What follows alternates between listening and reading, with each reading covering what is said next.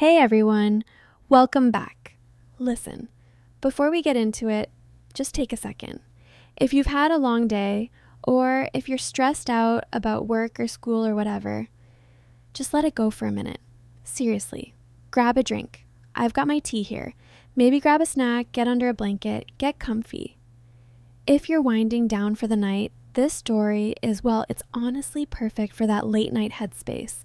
It's quiet, it's a little heavy, but it's real. We're not doing anything loud or crazy today. No flashy edits, just me talking to you. I want to share a story tonight that, honestly, I've been sitting on for a while. It's one of those confessions that feels sticky, like even just saying the words out loud feels wrong. But I think it's important. It's about family, it's about jealousy, and it's about how we think we know what we want until we get it. So, if you're ready, just relax. Close your eyes if you want. Let me tell you something wild that happened, and something I'm still trying to figure out how to live with. Let's get into the story. Okay, so, to understand why I did what I did, you have to understand the house I grew up in. I think a lot of people have this dynamic, but in my family, it was extreme. I have a younger brother. Let's call him Leo. And from the moment Leo was born, he was just the one. You know what I mean? He was the golden child. And I don't say that with hate, or at least I don't think I do anymore. It was just a fact. It was like gravity. Leo was beautiful. He was charming. He walked at 9 months. He was reading before preschool. He had this light. And me, I was just there. I was the rough draft. I was the prototype that had a few bugs, and Leo was the final release. My parents, they weren't abusive. They weren't bad people. They had eyes for him in a way they didn't for me. If I got a B on a test, it was good job, buddy. If Leo got an A-, it was a family emergency meeting about what went wrong. I remember this one specific Sunday. I must have been maybe 12. Leo was 10. We were at the dinner table. My dad was going on and on about Leo's piano recital, just raving about how the teacher said Leo had natural phrasing or whatever. And I'm sitting there eating my peas, and I just said, "Hey, I made the soccer team." And my mom, without even looking up from cutting her steak, just goes, "That's nice, honey. Leo, tell your father about the new piece you're learning." It was small stuff. Thousands of small cuts like that every single day for 18 years.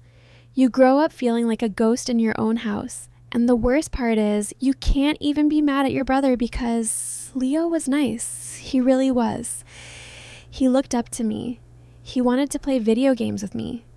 He'd come into my room and ask my advice on clothes. He loved me, which made hating him feel so much worse. It made me feel like there was something rotten inside of me. By the time we hit high school, the gap was massive. I was a solid C student, kind of drifting, smoking weed behind the bleachers, listening to loud music, just trying to be anyone other than Leo's brother. Leo, meanwhile, was on the track to greatness. Ivy League schools were sending him letters when he was a sophomore. He was student body president. He was the varsity quarterback. He was perfect. And here's where things get complicated. I started to notice something. Because I was the screw up, nobody really paid attention to me. I was invisible. And when you're invisible, you see everything. I saw the way Leo's hand shook when he held his coffee in the morning before a big test. I saw the way he would stare at the wall for 20 minutes straight without blinking when our dad was lecturing him about legacy and potential. He was cracking. I knew it. I could smell it on him. The pressure was eating him alive. He didn't want to be a doctor or a lawyer or a senator. Honestly, he liked plants. He liked gardening. He liked working with wood. He was a quiet soul trapped in the life of a superstar. But I didn't help him. I didn't pull him aside and say, "Hey man, it's okay to slow down." I wanted him to fail. God, that sounds horrible to say. But it's the truth. I wanted him to trip.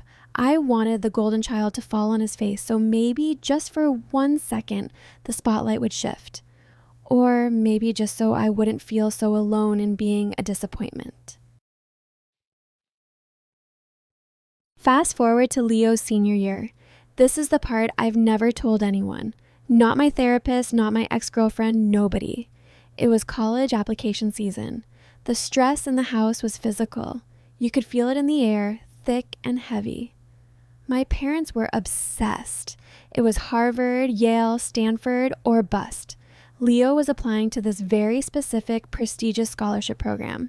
It was the kind of thing that, if you get it, your life is set. Full ride, guaranteed internships, the works. My dad was more excited about this than he was about his own job. One afternoon, I was home alone. I come back from my shift at this pizza place I was working at. I was 20 at the time, taking community college classes, living in the basement. A classic failure to launch situation. I walked past the family computer in the den. The screen was on. Leo had left his email open. I don't know why I sat down. Boredom? Curiosity? I started scrolling, and I saw it.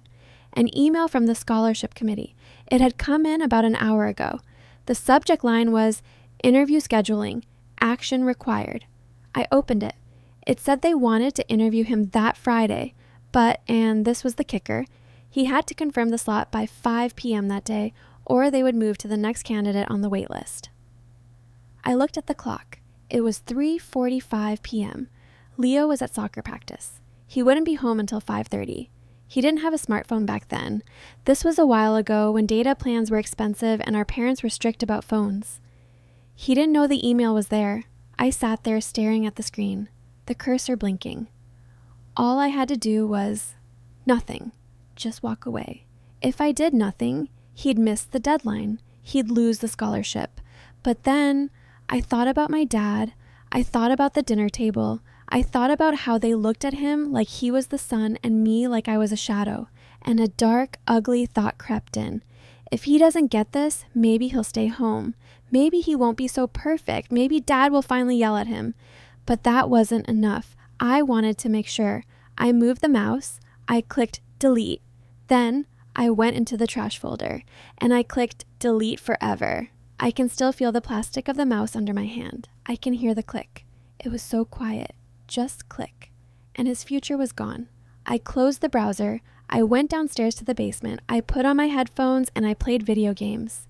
When Leo came home at 5:30, he rushed to the computer. I heard him typing. I heard the silence.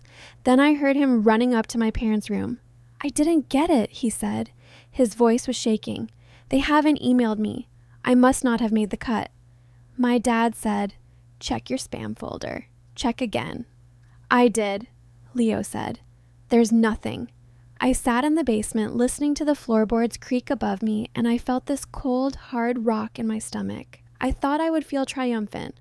I thought I'd feel like I won, but I just felt sick. The fallout was worse than I expected.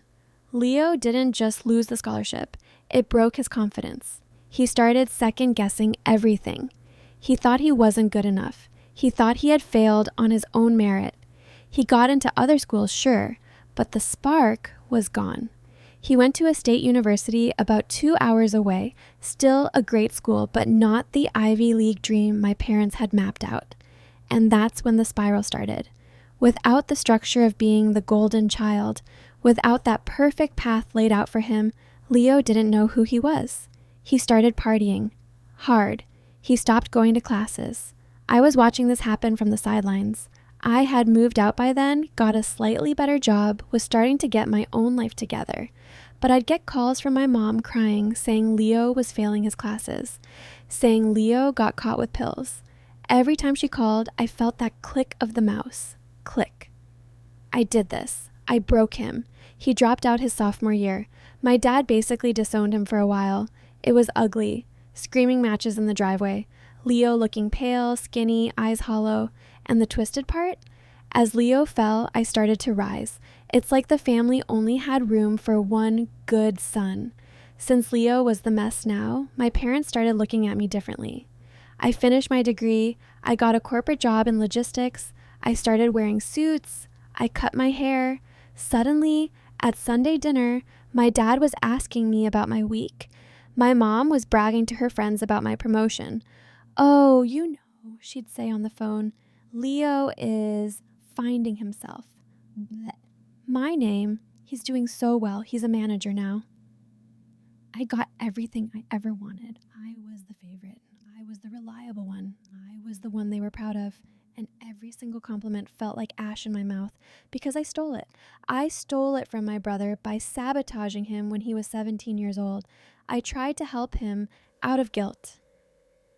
I sent him money when he was broke. I let him crash on my couch when he got kicked out of his apartment. I played the role of the benevolent, successful older brother. Don't worry, Leo, I'd say. I got you. And he would look at me with these big, sad eyes and say, thanks, man. You're the best. I don't know why I can't just get it together like you. That killed me. Hearing him say that, like you. If only he knew. So that was about 10 years ago.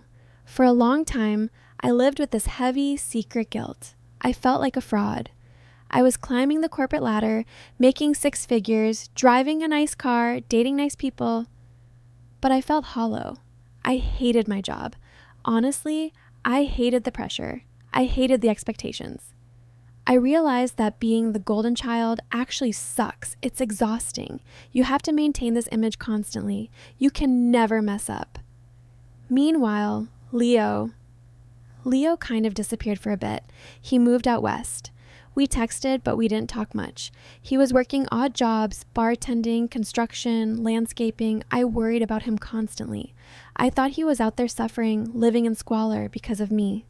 About 6 months ago, I had a business trip near where he was living, up in the Pacific Northwest. I decided to drive out and see him. I hadn't seen him in 3 years. I was expecting the worst. I was expecting a rundown apartment, maybe seeing him look strung out or bitter. I pulled up to the address he sent me. It wasn't an apartment. It was a small house on a dirt road surrounded by trees. There was a garden in the front it was incredible. Flowers everywhere, vegetable beds, wild and chaotic, but beautiful. I got out of my rental car, this shiny black sedan that looked totally out of place, and Leo walked out to meet me. He looked different. He had a beard. He was wearing flannel and work boots covered in dust. He had gained some weight, but in a good way. He looked solid, and his eyes, they weren't hollow anymore. They were bright. "Hey," he yelled, giving me a massive bear hug. He smelled like sawdust and rain. He brought me inside. The house was small, hand-built in places. He introduced me to his wife. I didn't even know he was married. And they had a baby, a little girl crawling around on the floor. We sat on his back porch, drinking beers, watching the sun go down over the trees. It turns out, Leo runs a custom furniture business. He works with his hands all day. He makes tables, chairs, cabinets. He's not rich. They live paycheck to paycheck sometimes. But he loves it. He told me, "I wake up every morning and I listen to the birds, and I go to the workshop and I make something real, something that exists." I sat there in my expensive suit. I hadn't even bothered to change, and I looked at him. I said, "Leo, do you ever miss it? The path you were on? Med school, the big money, the prestige?" He laughed. He actually laughed. He took a sip of his beer and looked at me. "Man," he said, "honestly, no. I think about that sometimes.